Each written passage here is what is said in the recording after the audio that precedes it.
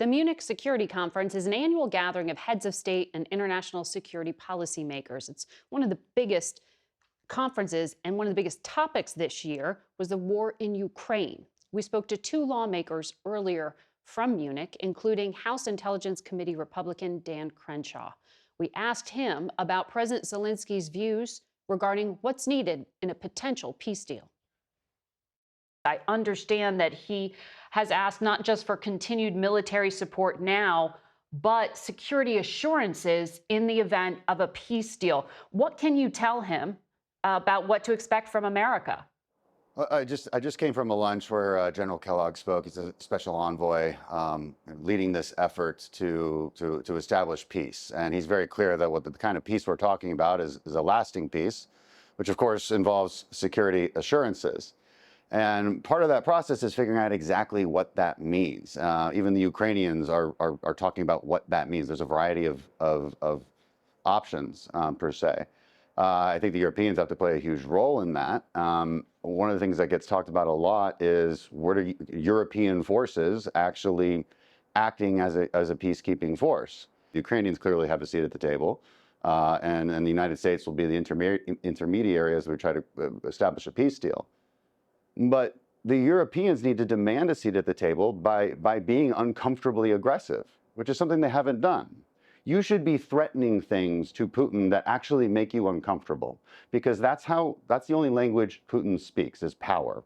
And when General Kellogg is at that table with Putin, he's only got a finite amount of leverage. And there's only so much more leverage that the U.S. can impose. And if anybody can do it, I think it's Donald Trump. And he's already said that nothing is off the table. Vice President Vance said that nothing is off the table. Economic, military, they will use the amount of leverage they can. My message to European leaders is, if we want to win, if we want a better outcome for Ukraine at the end of these peace talks, you need to be uncomfortably aggressive. You need to not just bolster your own defense spending, because that's a long-term issue, that's a long-term investment. Yeah. You need to be talking about where you're going to be putting actual troops on the ground. Stop following our lead and actually take the lead.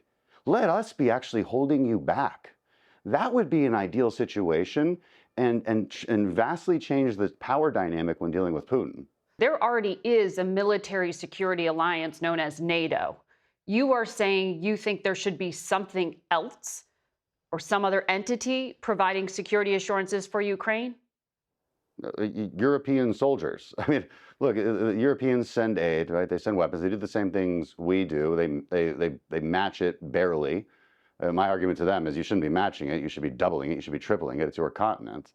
Zelensky gave a speech today. He talked about a European army, right? So there's a lot of talk about this. Of course, there's NATO. That's a security. That's a defensive alliance. Right. That's not an army. We're talking about different things here.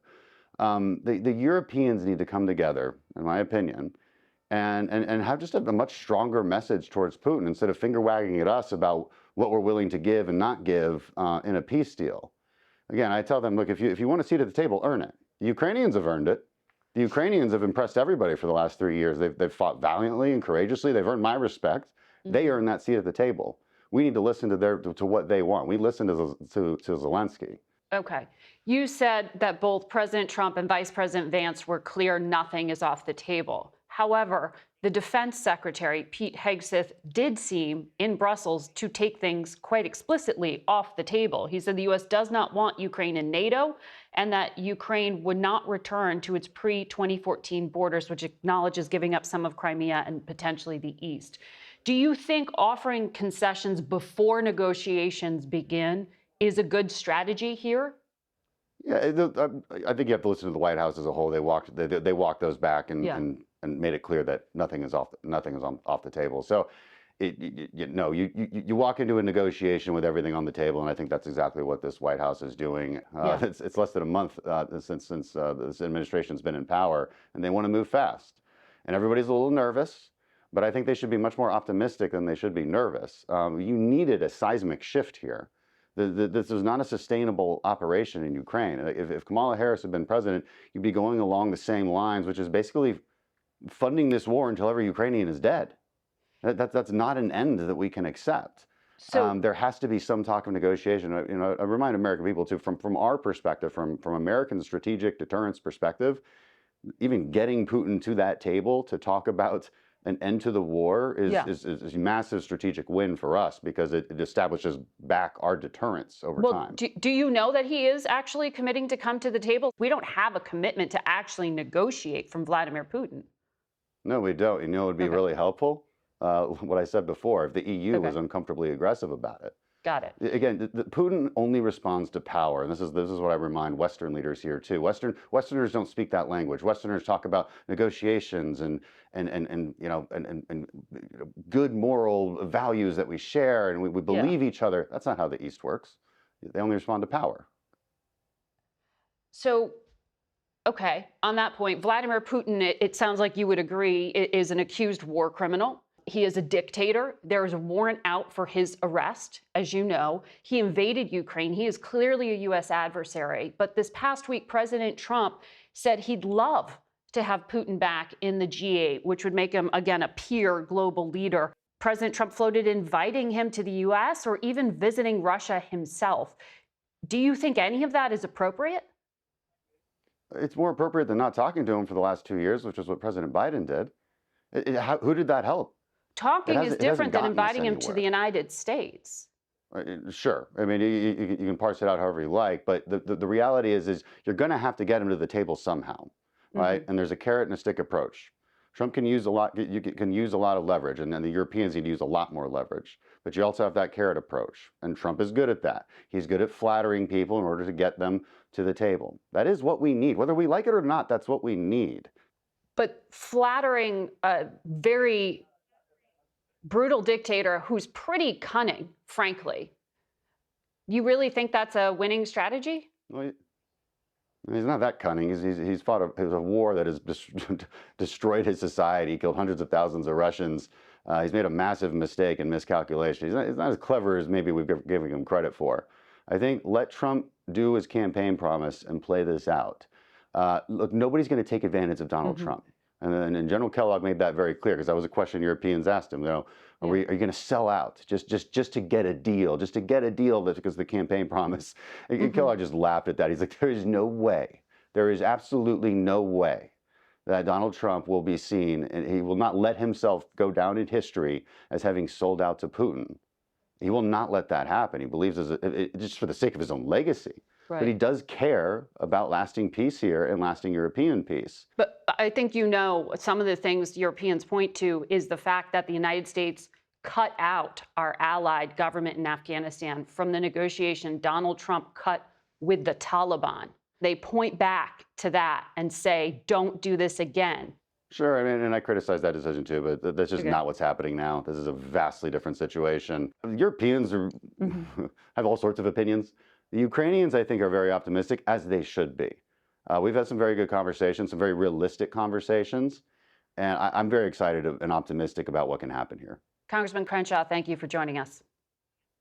Thanks for having me. Coming up next, the top Democrat on the Senate Foreign Relations Committee, Senator Jeanne Shaheen. Stay with us.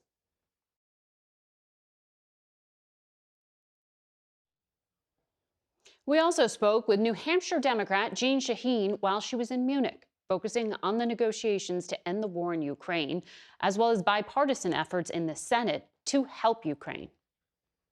In terms of negotiations, there were some comments made by President Trump this week. The defense secretary said returning to Ukraine's pre-2014 borders is unrealistic. He's suggesting that maybe the east and another part of Ukraine and Crimea will be taken by Russia.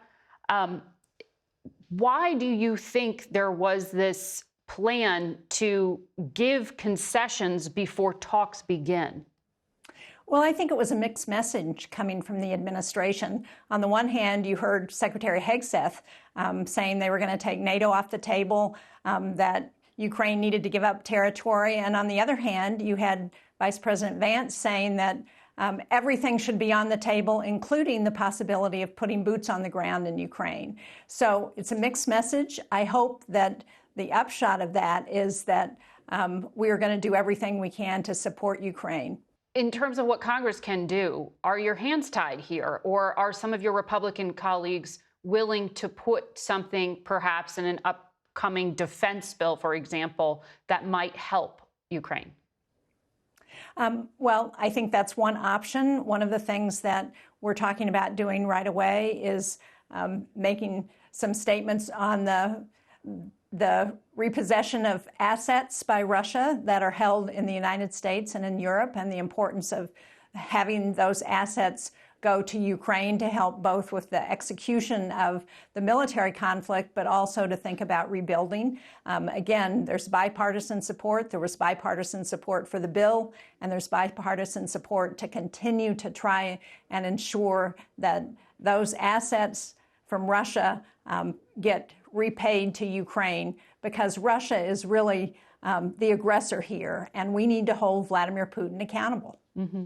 You know, your Republican counterpart, Roger Wicker, he is the chair of the Armed Services Committee, was really sharp in his comments at Munich.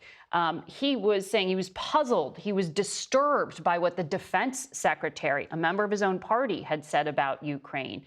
He was very clear that what Vladimir Putin is doing, he said, is absolutely out of Adolf Hitler's playbook. Those are sharp words, considering the president of the United States says he wants to meet face-to-face to Vladimir Putin and possibly bring him to the White House.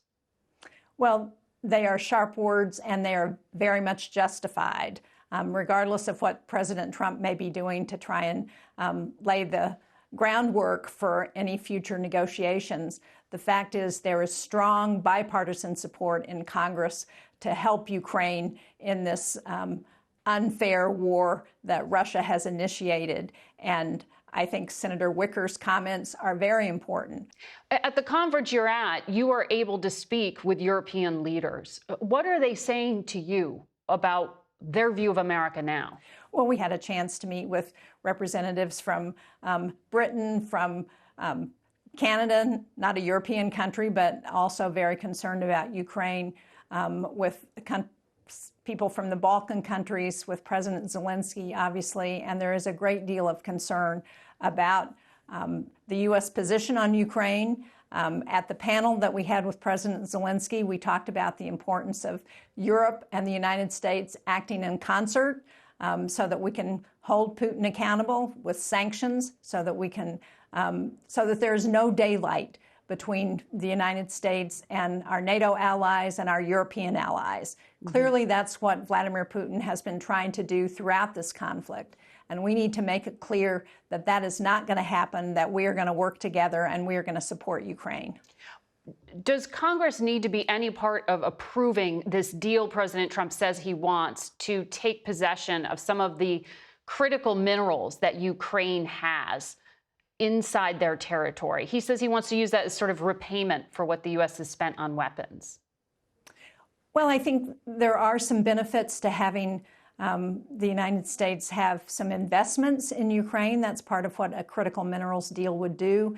It's not at all clear who has possession of those critical minerals. Some of them are in the eastern part of Ukraine, where Russia controls the territory. Some of them are owned by private, actually oligarchs. There are several oligarchs who own a number of those critical mineral sites. So I think those are details that have not yet been worked out, and I have not seen the agreement that's been put in front of President Zelensky. Mm-hmm.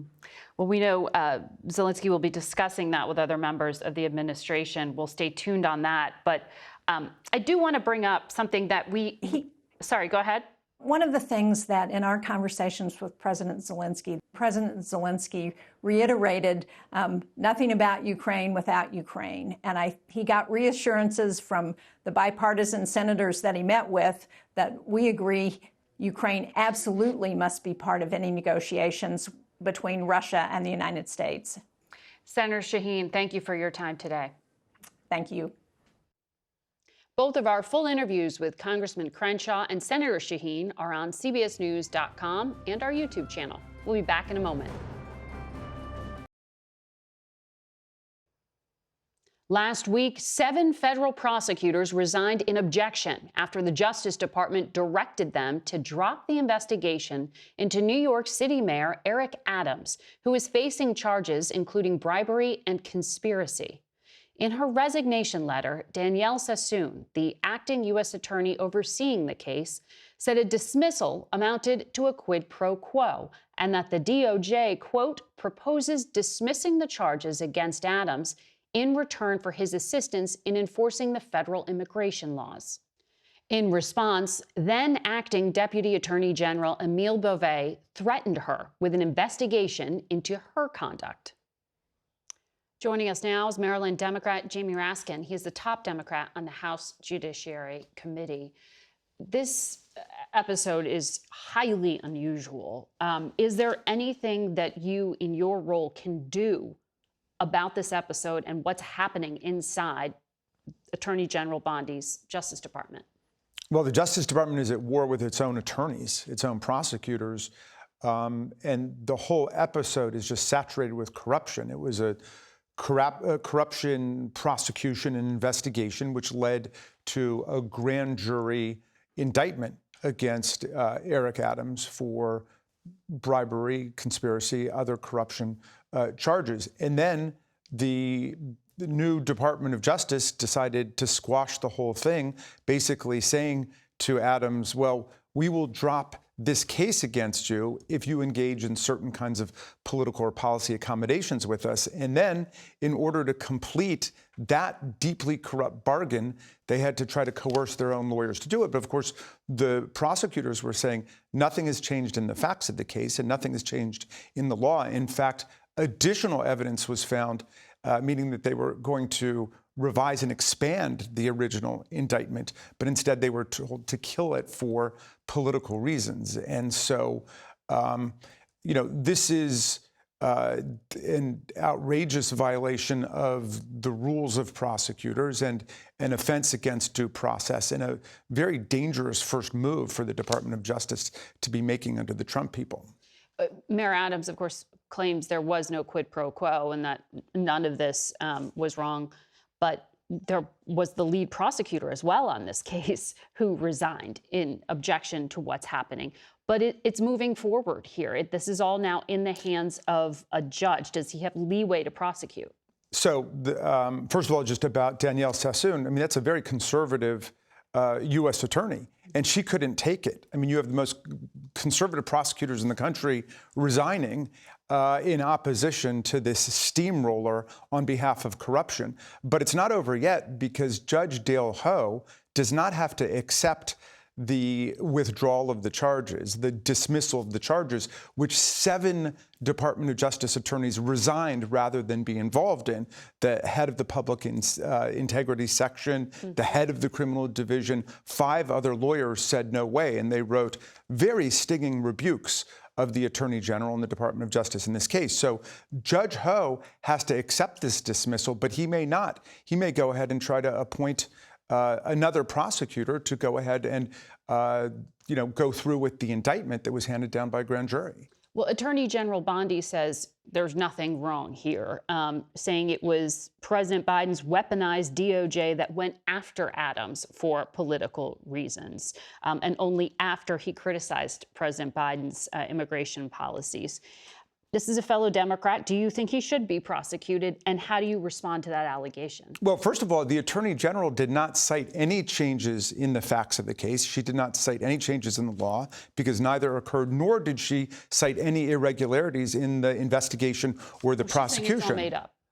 Well, then she's mimicking her boss then, who just lies as a matter of course. One would expect more from the Attorney General of the United States. And, this whole corruption attack, that is an attack on the Department of Justice for engaging in corruption prosecutions, could be impeachable in a different political environment. But the fact that Mayor Adams is a Democrat is neither here nor there for me. I'm against corruption across the board. It seems like Donald Trump wants to attract all of the corrupt politicians in America to his side.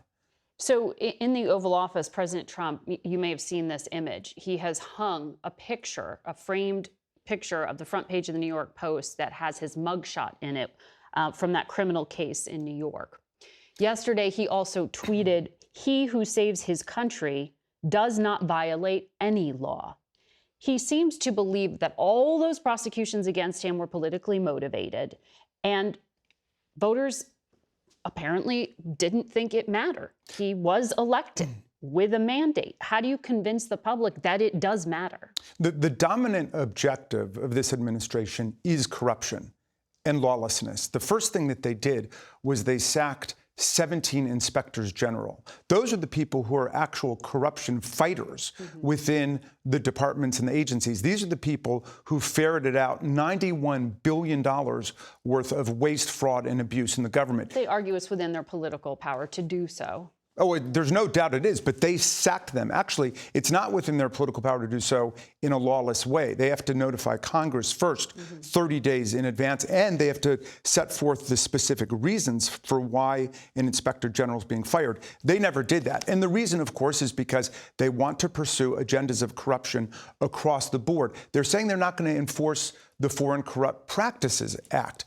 They are shutting down the Consumer Financial Protection Bureau, which has saved American consumers $31 million in bank overdraft charges, credit card late fees from corporations completely inflated and having nothing to do with actual charges and so on. They're getting rid of anything in the government that supports consumers, that supports citizens against the ripoff artists who are their friends.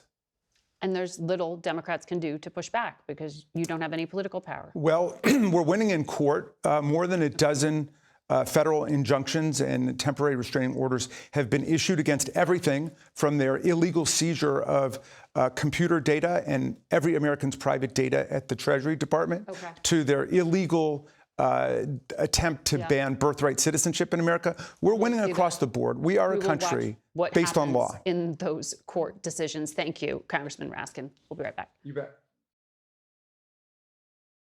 We have some happy news to report. After almost 500 days in captivity, American-Israeli Sagi Dechochen was released yesterday, along with 2 other Israeli hostages.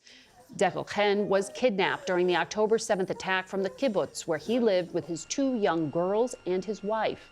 They survived the attack, and yesterday he learned the name of his 3rd daughter, who was born while her father was in captivity. And we will see you next week.